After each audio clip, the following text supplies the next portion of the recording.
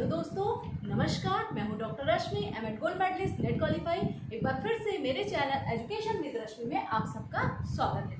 दोस्तों, आज का जो टॉपिक है वो बुद्धि परीक्षण से ही संबंधित है।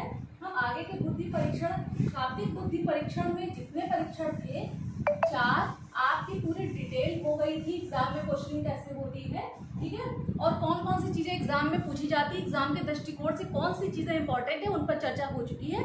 आज हम बात करेंगे सामूहिक बुद्धि परीक्षण के बारे में, ठीक है। सामूहिक बुद्धि परीक्षण, जब बुद्धि परीक्षण बताए थे तो वहां पर केवल नाम बताए थे, और सामूहिक बुद्धि परीक्षण के अंतर्गत 3 बुद्धि परीक्षण हमने बताए थे, ठीक है। आर्मी अल्फा, आर्मी सामान्य वर्गीकरण परीक्षण और टर्मन का मानसिक योग्यता समूह परीक्षण। अब इन्हीं तीनों परीक्षणों पर ही आज हम बात करने वाले हैं, विस्तार से चर्चा करने वाले हैं कि एग्जाम में कौन कौन सा पोर्शन इनका पूछा जाता है, ठीक है। अब सबसे पहले हम बात करते हैं आर्मी अल्फा परीक्षण की। आर्मी अल्फा टेस्ट या फिर आर्मी अल्फा परीक्षण, ठीक है। आर्मी जैसे कि नाम से लिखा हुआ है, तो ये जो इसका निर्माण हुआ था जब फर्स्ट वर्ल्ड वार चल रहा था, यानी कि प्रथम विश्व युद्ध जब चल रहा था, तब इस परीक्षण का निर्माण किया गया था 1917 में, 1917 में, ठीक है, 1917 ईस्वी में। और ये सामूहिक के साथ साथ सामूहिक शाब्दिक, यही एग्जाम में पूछा जाता है, ठीक है। ये जो था आर्मी अल्फा जो टेस्ट था, एक तो ये पहले तो सामूहिक बुद्धि परीक्षण था, साथ में शाब्दिक बुद्धि परीक्षण भी था, यानी कि इसमें शाब्दिक एकांशों का प्रयोग किया गया था, ठीक। अब ये इसका निर्माण क्यों किया गया था कि जो प्रथम विश्व युद्ध के समय जो अधिकारी थे, यानी सेना के अधिकारी, ठीक है, कर्मचारी और सैनिक, ठीक है, इन तीनों की क्या किया जा सके कि इनकी जन्मजात जो योग्यता है, जन्मजात योग्यता का पता लगाने के लिए, ठीक है, इसका टेस्ट का क्या किया गया था, निर्माण किया गया था। अब बात ये थी कि भाई फर्स्ट वर्ल्ड वार छिड़ा था, तो जो वर्ल्ड वार होता है कि तो उसमें क्या होता है कि देश में सैनिक, मतलब जितने सैनिक होते हैं उससे ज्यादा लोगों की, ज्यादा अधिकारियों की, ज्यादा कर्मचारियों की जरूरत होती है युद्ध को मैनेज करने के लिए। तो उसमें क्या होता है, आम जनता से सपोर्ट मांगा जाता है कि आप आइए, सेना में भर्ती होइए, और उनको जिनको जानकारी थोड़ी बहुत होती है, जैसे कि बंदूकों को चलाने की या फिर हथियारों को चलाने की, उनको थोड़ी सी ट्रेनिंग देकर सेना में शामिल कर लिया जाता है। तो उसी समय, ठीक है, कि सेना में हम आम जनता को शामिल तो कर रहे हैं, लेकिन उनकी जो बर्थ एबिलिटी है, यानी कि जो जन्मजात योग्यता है, उसका पता नहीं है, ठीक है, कि वो यहाँ आने के योग्य है, सेना में भर्ती होने के योग्य है या नहीं है। इस पर्पस को लेकर अब यहाँ पर क्वेश्चनिंग होती है, इसका निर्माण का जिम्मा किसको सौंपा गया था, तो अमेरिकन साइकोलॉजिकल एसोसिएशन, ठीक है, अमेरिकन साइकोलॉजिकल एसोसिएशन, ठीक है, अमेरिकन साइकोलॉजिकल एसोसिएशन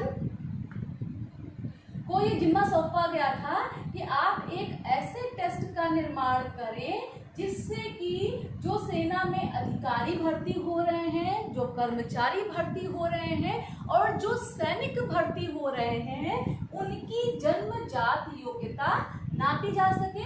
तो अमेरिकन साइकोलॉजिकल एसोसिएशन या फिर अमेरिकन मनोवैज्ञानिक संघ ने 1917 में आर्मी अल्फा टेस्ट का निर्माण किया था, ठीक है। समझ में आया? जो येल यूनिवर्सिटी के प्रोफेसर एक थे, डॉक्टर रॉबर्ट एम यर, डॉक्टर रॉबर्ट एम यर, ठीक है, इनकी अध्यक्षता में क्या हुआ था। वैसे तो ये नाम नहीं पूछा जाता है, वैसे आप ध्यान में रखिए तो ज्यादा आपके लिए ठीक है। इनकी अध्यक्षता में एक समिति बनी थी, समिति में लोग सम्मिलित थे। ऐसा नहीं था कि इन्होंने अकेले निर्माण कर दिया, इन्होंने एसोसिएशन ने क्या किया, इनको अध्यक्ष बनाया, अध्यक्ष और एक समिति का निर्माण किया। इसमें 8-10 लोग और सम्मिलित थे और सबने मिलकर क्या किया, इस टेस्ट का निर्माण किया और इसको एप्लीकेशन अप्लाई किया गया किस पे, सैनिकों, अधिकारियों और कर्मचारियों पे। ठीक है, अब इसमें मुख्यतः कितने भाग थे इस टेस्ट में, 8 भाग। ठीक है, इतना ही आपके लिए जानना जरूरी है। नाम वाम भाग के जो है वो सब एग्जाम से उनका कोई मतलब नहीं है। आप जानकारी के लिए चाहे तो किताब उठाकर पढ़ सकते हैं, बाकी एग्जाम के पर्पज से जो कुछ पूछा जाता है, जितना इंपॉर्टेंट है वो सब आपके सामने। ठीक है, समझ में आ गया। अब हम अगले की तरफ बात करते हैं।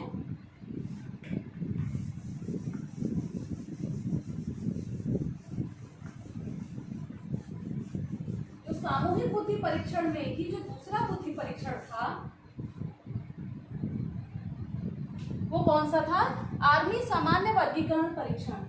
आर्मी सामान्य वर्गीकरण परीक्षण। ठीक है, आर्मी सामान्य वर्गीकरण परीक्षण, आर्मी जनरल क्लासिफिकेशन टेस्ट। इसका निर्माण हुआ था सेकेंड वर्ल्ड वॉर के समय, यानी कि द्वितीय विश्व युद्ध के समय। सब आर्मी दिया हुआ है तो आप समझ लीजिए। ठीक है, सामान्य वर्गीकरण परीक्षण द्वितीय विश्व युद्ध के समय इसका निर्माण हुआ था और उस टाइम पीरियड के करीब करीब लाखों जो सैनिक थे, 1941 से लेकर 46 के बीच में लाखों सैनिकों पर इस टेस्ट का एप्लीकेशन किया गया था, यानी कि अप्लाई किया गया था। और वही सामान्य चीज इसमें भी देखनी थी। इसके 2 भाग थे, नौसेना सामान्य वर्गीकरण परीक्षण, नौसेना सामान्य वर्गीकरण परीक्षण, ठीक है, और सेना सामान्य वर्गीकरण परीक्षण, वर्गीकरण परीक्षण। ठीक है, इस परीक्षण के भी बनाने का एक ही वही उद्देश्य था कि जो लोग भी सम्मिलित हो रहे हैं, यानी कि जो आम पब्लिक जो सम्मिलित हो रही है सेना में, चाहे वो किसी भी पद पर सम्मिलित हो रही हो, उनका जो बुद्धि थी वो मापनी थी कि आखिर ये इनकी एबिलिटी है कि ये युद्ध लड़ सकते हैं, कि ये लड़ेंगे कि भाग जाएंगे। ठीक है, इस तरीके से हजारों सैनिकों पर इसका वर्गीकरण परीक्षण का टेस्ट हुआ। और फिर इसमें एक जो संशोधन हुआ वो 1945-46 के दौरान इसमें एक संशोधन हुआ, और जो संशोधन हुआ वर्तमान रूप में वो संशोधित रूप ही इस्तेमाल हो रहा है। ठीक है, इससे ज्यादातर क्वेश्चन से विधनी होगी कि ये किसके लिए निर्मित था, तो ये द्वितीय विश्व युद्ध के समय सैनिकों के लिए निर्मित किया गया था। ठीक है, एक क्वेश्चनिंग इससे ये होती है सैनिकों के लिए और कब, द्वितीय विश्व युद्ध, बस इससे ज्यादा इसमें कुछ नहीं पूछा जाता। ठीक, अब बात करते हैं तीसरे की, क्योंकि परीक्षा की अगर आप तैयारी कर रहे हैं तो उसके लिए जरूरी है कि आपके लिए जितना आवश्यक है आप उतना पढ़ें। ठीक है, आप पढ़ तो रहे 18 घंटे 20 घंटे, लेकिन आपको परिणाम नहीं मिल रहा है। उसका कारण यही है कि आप सिलेबस के हिसाब से पढ़ाई नहीं कर रहे हैं, आप इधर उधर की बातें ज्यादा पढ़ रहे हैं, यानी कि आपको जिसमें इंटरेस्ट है वो तो आप पढ़ रहे हैं और जो काम की चीज है वो आप छोड़ दे रहे हैं। ठीक, तो अब तीसरे पर बात करेंगे हम, टर्मन मानसिक योग्यता समूह परीक्षण। टर्मन मानसिक योग्यता समूह परीक्षण। ठीक है, ये जो वाला जो परीक्षण था ये 1920 में आया। अब 1970 में अल्फा आया था, आर्मी अल्फा, अभी आपने पढ़ा। ठीक है, आर्मी अल्फा आया था, तो आर्मी अल्फा के ही एक कह लीजिए कि उसी को बेस बनाकर, उसी को आधार बनाकर, ठीक है, आर्मी अल्फा को ही आधार बनाकर टर्मन ने अपने मानसिक योग्यता परीक्षण का निर्माण 1920 ईस्वी में किया था। ठीक है, समझ में आ गया सबको कि आर्मी अल्फा में आपने क्या पढ़ा अभी, कि प्रथम विश्व युद्ध के समय ये सैनिकों के लिए बना था। ठीक है, सेना में जो भर्ती हो रहे थे उनके लिए, कि उनकी जो कह लीजिए कि जो जन्मजात योग्यता थी उसका मापन करने के लिए बना था।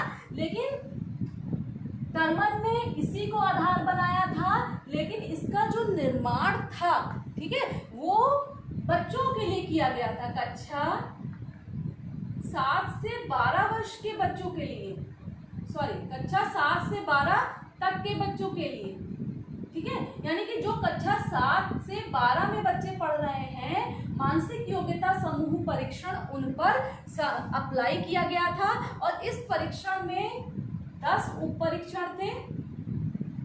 कितने उप परीक्षण थे? 10, और साथ में 185 प्रश्नों की एक श्रृंखला थी, ठीक है। 185 प्रश्नों की एक क्वेश्चनर थी या श्रृंखला थी, जिसके आधार पर बच्चों की जो कह लीजिए कि मानसिक योग्यता का सामूहिक रूप से परीक्षण किया गया था, ठीक है। अब यहां पर तो जन्मजात योग्यता पता करनी थी, ठीक है, और यहां पर छात्रों की क्या पता करनी थी? शैक्षिक लब्धि, छात्रों की शैक्षिक लब्धि का पता लगाना था। दोनों में अंतर यही है कि एक तो ये सैनिकों के लिए निर्मित था, ये छात्रों के लिए निर्मित था, और इसमें जो सैनिक थे, अधिकारी थे, कर्मचारी थे, उनकी जन्मजात योग्यता का पता लगाना था, और इसमें बच्चों की शैक्षिक लब्धि का पता लगाना था, ठीक है। इस तरीके से जो सामूहिक बुद्धि परीक्षण थे, तीनों के तीनों इनका पूरे हो गए। उम्मीद है कि आपको क्लास समझ में आई होगी, और अगर आपको क्लास अच्छी लग रही है, ठीक है, तो चैनल को, वीडियो को लाइक जरूर करिए और एक कमेंट जरूर करिए। आपको अगर अच्छा लग रहा है तो आप अच्छी का कमेंट करिए, अगर आपको कोई डाउट है तो कमेंट जरूर करिए, क्योंकि आपके कमेंट से पता चलेगा कि जो बात मैं आप तक पहुंचाना चाह रही हूँ, जिस वे में, वो बात आप तक पहुंच रही है कि नहीं पहुंच रही है, ठीक है। तो आप कमेंट जरूर करिए। अगर नए हैं तो चैनल को सब्सक्राइब करिए, बेल आइकन जरूर दबाइए ताकि नोटिफिकेशन टाइम से आप तक पहुंच सके। आज के लिए बस इतना ही।